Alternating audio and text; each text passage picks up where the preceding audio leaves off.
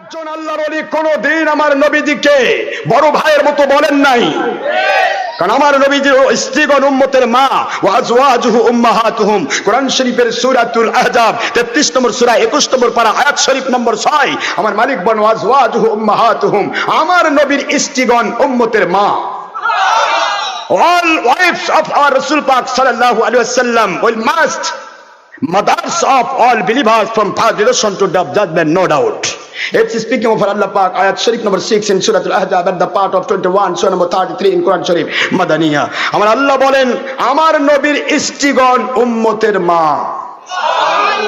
নবীর স্ত্রী যদি উম্মতের মা হয় তাহলে নবী বড় ভাই। কোরআন বুঝবেন না আপনি? কি কথা বোঝেন নাকি ভাই?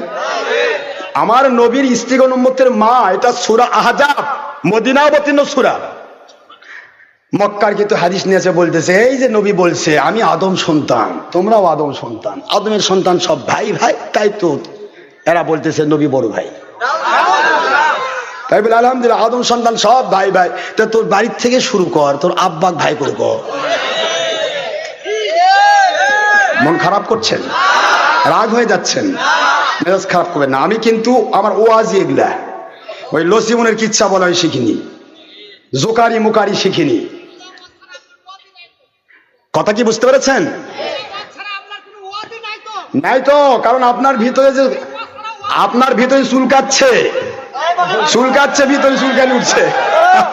থাক থাক থাক, চপ বসেন বসেন বসেন বসেন বসেন, আপনি বসেন। শয়তান তো কাজ, থাক থাক, ধরে না, থাক থাক থাক থাক থাক, শয়তান ওর উপর মাথা দেয় না। শয়তান পেশাব করতেছে, দেখেন দেখেন কিভাবে পেশাব করতে মাথার উপর। এত বসেন সবাই। আল্লাহুম্মা সাল্লি আলা, এই ওনাকে ছেড়ে দাও, ঘর দরকার, ছেড়ে দাও ওনাকে। হ্যাঁ থাক, না বসুক, চলে যাক, অসুবিধা নেই। ওয়ালা আলি সাইয়্যিদিনা মাওলানা হাবিব, একটু জিকির করুন সবাই। আল্লাহ আল্লাহ আল্লাহ আল্লাহ, ওদিক তাকান না, থাকবে দু একটা পাগলা থাকবে, এই দু একটা পাগলা থাকবে, শুধু আল্লাহ আল্লাহ আল্লাহ আল্লাহ আল্লাহ আল্লাহ আল্লাহ আল্লাহ আল্লাহ আল্লাহ আল্লাহ আল্লাহ আল্লাহ আল্লাহ আল্লাহ আল্লাহ।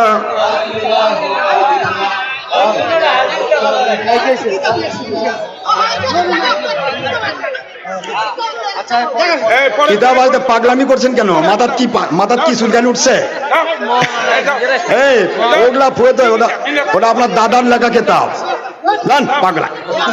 এ থাকে না, থাক, পরে দেখুন। এই কোরআন শরীফ নিয়ে আসেন, কোরআন শরীফ হাত নিয়ে যান, এটা কোরআন শরীফ নিয়ে আসেন, কোরআন শরীফ। কেতাব কেন? ওগুলা কেতাব তো আপনার আব্বার লেখা, আপনার আব্বার লেখা কেতাব তো দরকার নাই, কোরআনের দরকার। কি ঠিক না ব্যাঠি? এই কোরআন শরীফ আছে, আসো এদিকে আসো, কোরআনের আয়াত দিয়ে দেখাও, আসো। কেউ চিন্তা করবেন না, টেনশন নাই, চুপচাপ একটু জিকির করেন সবাই। আল্লাহ আল্লাহ আল্লাহ আল্লাহ আল্লাহ আল্লাহ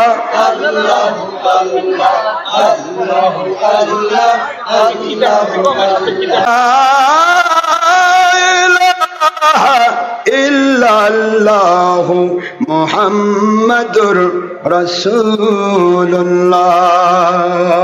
সাল্লাল্লাহু আলাইহি ওয়াসাল্লাম। সম্মানিত প্রিয় উপস্থিতি, শয়তান কি বসে থাকবে? কোনো ভালো কাজ হলে শয়তান তো বসে থাকবে না, ভর করবেই কারো উপর। করুক, তাতে সমস্যা নেই। আপনাকে কষ্ট পাচ্ছেন নাকি?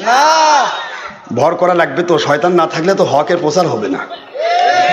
তো আপনাদেরকে আমি বলছিলাম যে নবীজি, আমি কিন্তু এখনো কোনো কেতাবের কথা বলিনি, খালি কোরআন বলছি। ভাই কোরআন থেকে বলছি না? ও আজওয়াজুহু উম্মাহাতুহুম, কার কথা এটা? আল্লাহ বলছেন নবীর মা, নবীর স্ত্রীগণ উম্মতের কি মা, কোরআনের কথা। এখন কোরআন শরীফের কথা যদি বস্তা বস্তা ওদের বাপের লেখা কিতাব নিয়ে আসে দেখায় তাহলে হবে? কারণ লেখা কিতাব তো চলবে না। কোন তো দেখেন তো, এটা আসমানি কিতাব। আমার আল্লাহর কোরআনে যা আছে, শুনুন মুখস্থ করে রাখেন, আল্লাহর কোরআনে আপনার ভুল হতে পারে, কারণ আমার তো ভুল, আপনার ভুল, অনেকের ভুল হতে পারে, আমাদের দলে ভুল থাকতে পারে না? আমরা দল মানে কি ইসলাম নাকি? ইসলাম কি কোনো দলের জন্য লিখে দিয়েছে নাকি আল্লাহ? দল, ইসলাম হচ্ছে সার্বজনীন, যিনি মানবেন, একটা হিন্দুও যদি ইসলাম মানে সে মুসলমান হয়ে জান্নাতি হয়ে যাবে। ইসলাম কারো ব্যক্তিগত সম্পদ নয়। এখন আমরা মনে করতে যে আমি দল করি, হ্যাঁ আমার বিরুদ্ধে কথা কয় কেন, বিপদ। তা যাই হোক, ইসলাম তো দলের নয় ভাইজান, ইসলাম আল্লাহ এবং নবীর। আল্লাহ এবং নবীকে মানার নাম ইসলাম, নিজের দলের নামে ব্যবহার করার নাম ইসলাম নয়। মুখস্থ রাখবেন। আমি আপনাদের বলছি, আমার নবীজির স্ত্রীগণ উম্মতের কি? তাহলে নবী কি হবে? আবার প্রশ্ন আসতেছে, এখানে অনেক ভাই আছেন, আপনার ওয়াজ মেলা মানুষের শোনেন, এগুলি ফায়সালা দেওয়া দরকার না? বলছে না ইদানিং নবীর আব্বা আম্মা জাহান্নামী? অধিকাংশ মৌলবীর মুখে শুনতেছি, দোয়া ওয়াজ করলে কয় নবীর মা বাবা জাহান্নামী। এই যে লাফালাফি করলো, এরই উস্তাদ, এর উস্তাদ বলছে নবীর আব্বা আম্মা জাহান্নামী। আচ্ছা, নবীর আব্বা আম্মা যদি জাহান্নামী হয়, এটা হাফেজে কোরআনের মা বাবাকে আল্লাহ এমন তাস পড়াবে, বুখারীর হাদিস, একজন হাফেজে কোরআন যিনি সত্যিকারের হাফেজ, যার আকীদা ভালো, আল্লাহর সন্তুষ্টির পথে থাকে, এমন একজন হাফেজে কোরআনের মা বাবাকে এমন এক তাজ পরানো হবে, যে তাজ, নূরের তাজে কিয়ামতের দিন সূর্যের আলোকে হার মানাই দেবে। এই হাফেজে কোরআনের দাম বেশি না যার উপর নবুয়ত নাযিল হয়েছে, নবী রাসূল?